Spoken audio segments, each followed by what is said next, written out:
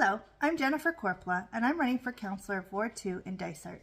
Wanted to thank the Chamber of Commerce for this opportunity to answer their questions on housing and labor market shortages. One of my priorities will be addressing the Dysart zoning bylaw. Simple change which could rather quickly increase availability of housing inventory in a relatively short period of time.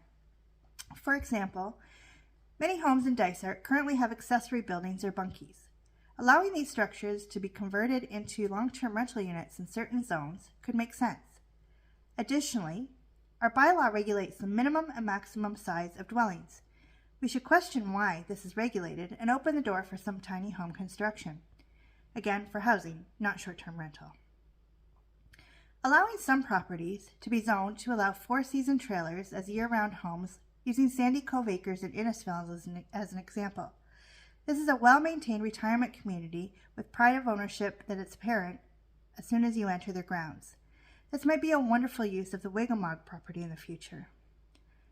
We also need to seriously consider municipal water if we want to have subdivisions. New subdivision developments bring the younger families to our area. The housing crisis in Haliburton is affecting the daily life of many of our neighbors. The lack of inventory of homes and apartments is artificially inflating the cost of rent and housing. This forces people to spend a higher percentage of their income on housing, which is driving up the living wage and our poverty rates. Additionally, our labor force needs places to live. If there are not places to live, then we don't have people to work. Ontario has a plan to build 1.5 million homes in the next 10 years. This plan is to reduce the red tape, like planning approvals, in order to accomplish this. In Haliburton, we can also address our zoning bylaw, as I discussed earlier. But there are a couple of other barriers that could be addressed. Our zoning bylaw permits duplex and semi-detached homes to be built except on waterfront, yet no one is building them. Also, in an attempt to ease the strain of the housing crisis, the Kawartha Lakes Haliburton Housing Corporation has provided incentives for homeowners to create apartments. However, very few have taken advantage. Perhaps more promotion and education around these items would increase the uptake. The housing crisis is forcing people to live further and further away from their jobs, and as a result, transportation is a large contributing factor to the labor market shortage. My daughter is just 14, and she is working, as are many of her friends. And I know from speaking to many high school students who are not working, transportation is the barrier, as I'm sure it is to many people in our community.